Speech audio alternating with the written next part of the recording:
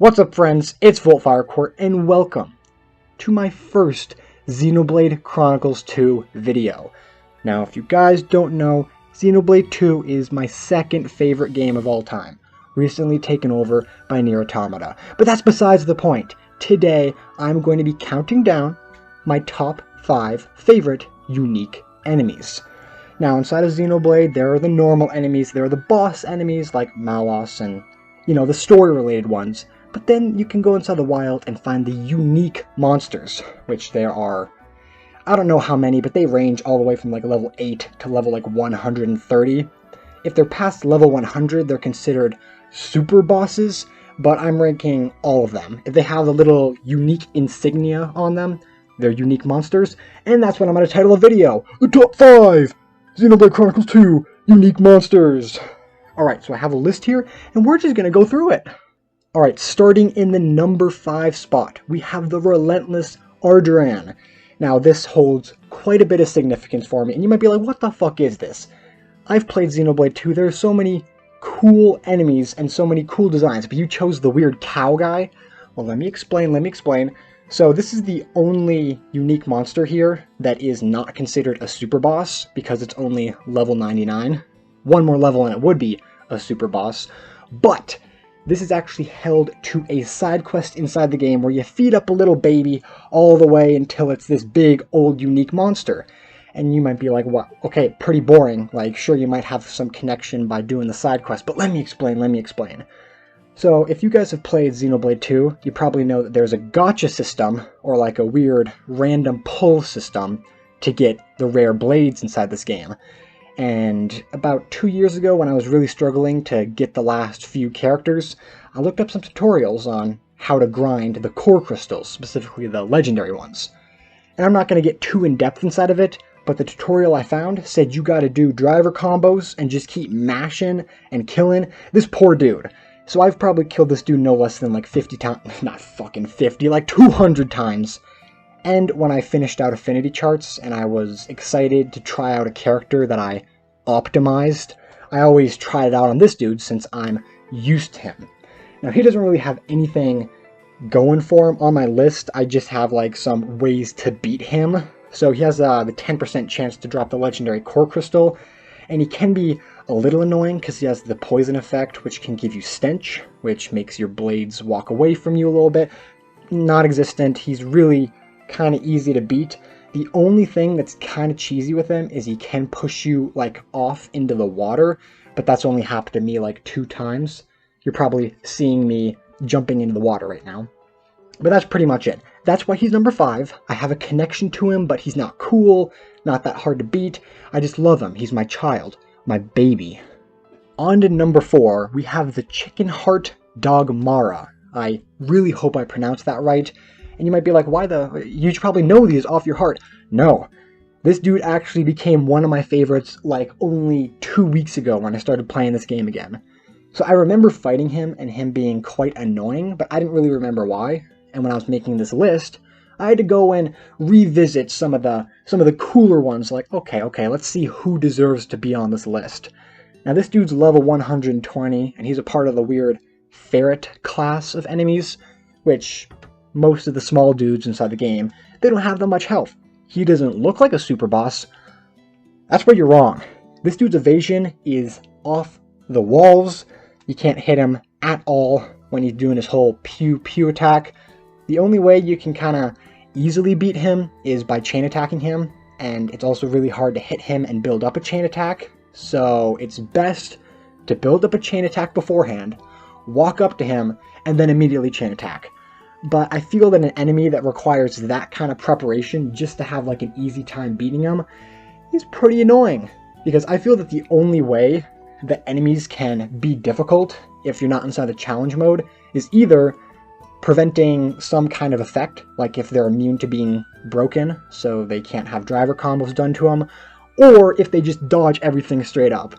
So yeah, he looks pretty cool, but literally the only reason is I was really struggling.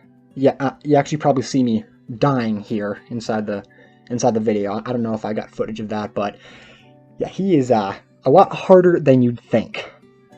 Number 3 on the list, we have Cloud Sea King Ken. And you might be like, damn, that's a pretty cool name. He must be a cool guy.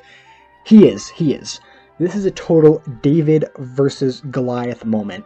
You're seeing it right now. Look at it. The monster himself. I don't know if there's bigger enemies. Well, the final boss is pretty big, but this is a pretty large enemy just to be able to face inside the overworld. And when I first saw this dude, ooh, I immediately fell in love. I love his design. He's just this floating squid inside a Tanto, which is my favorite Titan, which I might make a video on why that's my favorite. Yeah, but he's level 110, fairly easy to beat, but just like the Relentless Ardran, he had a drop that I kind of farmed from him. So the Moon Matter chip is one of the best chips inside the game, since I'm pretty sure it gives the highest critical hit rate. I didn't show you any of my blade combos or what I have on them, but a lot of them are equipped with the Moon Matter chip. Yeah, he has a guaranteed break chance, so he is incredibly easy to beat. You can just break him every single time, topple him, launch him up, smash him down. He's really fun to beat because he's so huge, and you're this little dude on their feet, just kind of smacking him around. But I've always enjoyed fighting this dude, and I'm pretty sure the record I have, I don't know if you can see it, you probably did, but it's like 24 seconds. A lot of these bosses, I've tried to optimize how fast I can beat them, and you won't believe how satisfying it is to spawn in this giant monster and then clobber him in like 20 seconds, which I'm pretty sure I did get like a 30-second clobbering inside the recording. So yeah, that's why I love him so much. For the number 2 spot, we have someone with almost as cool of a name as Cloudsea King Ken. We have Tyranno-Titan Kuradil, the most high-leveled enemy you can fight main game inside of Xenoblade. Level 130. When I first saw this dude after melting him out of the ice, I don't have any footage of that, but you have to melt him out because he's such a threat. He's such a menace to society. Now, not only is this dude just insanely cool looking, he's like shackled up inside of ice, and then when you finally melt the ice, you see that he's shackled up inside of like metal around his face, and then his awakened state busts that off. But that's not the reason. The reason why this dude is so insane is because he's like the ultimate challenge inside of the game. Partly because he has 2 ways to pretty much insta-kill you, being, I have him right here, Murder Ray, which gives you Doom, so you have like just, you die, just like straight up, and then Ultra Annihilation Flare, which sounds pretty cool, and the only way to pretty much survive that is either surviving at 1 HP due to one of the driver skills, or just go inside of a cutscene like a chain attack or a level 4 blade combo or something like that. Anyways, he is absolutely insane. Whenever I fight this dude, you can see him right now. He has so many things he can do. I don't have them all pulled up. He has twin barrel autocannon, which he has like things on his side, little miniguns. He just shreds you.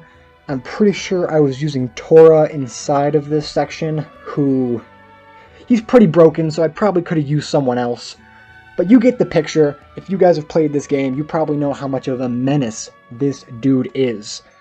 I was so happy when I finally beat him, and he also has a chip, which I don't remember what it was, but I'm pretty sure it's the one that gives you the highest attack inside the game, which I did have to do some grinding for that. Very cool guy, I love him a lot, and he's the ultimate challenge inside of Xenoblade 2.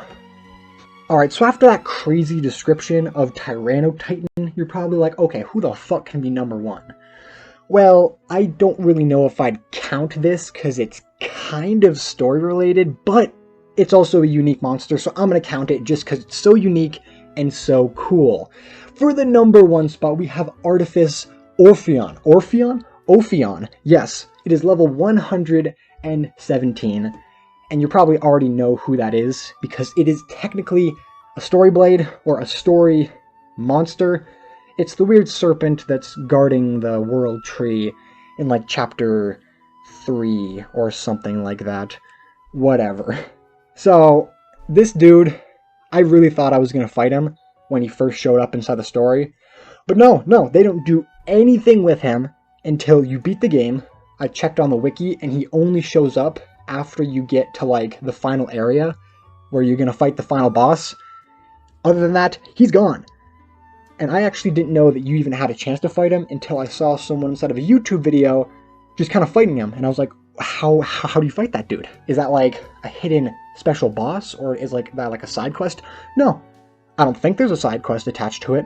You just walk over to the cliffs of Moratha, and then there you go. There he is, sitting right there. Not only is it just like one of the craziest designs because it's a story blade, it has significance. It's also just really fucking strong. And that's partly because it's floating inside the sky, and also because it has insane attacks.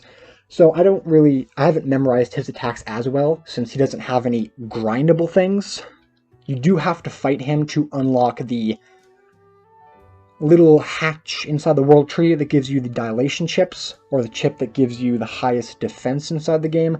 But other than that, you don't really have to fight him that many times. But my man is a floater, and unlike other birds and stuff, you can't drop him to the ground. So he's immune to break, so the only way that you can kind of deal with him is by doing blade combos or chain attacks, which I'm pretty sure inside of the thing I didn't even do any of that. Well, I did do blade combos, but I'm pretty sure I used Elma's overdrive to beat him, which was a first for me. That was pretty fun. But yeah, like all enemies, you can just use chain attack and cheap him out, dodge his big old attacks. He has quite a bit in there. I have a little note right here to myself. Yeah, you can't break him. He gives the dilation chip. Pretty cool.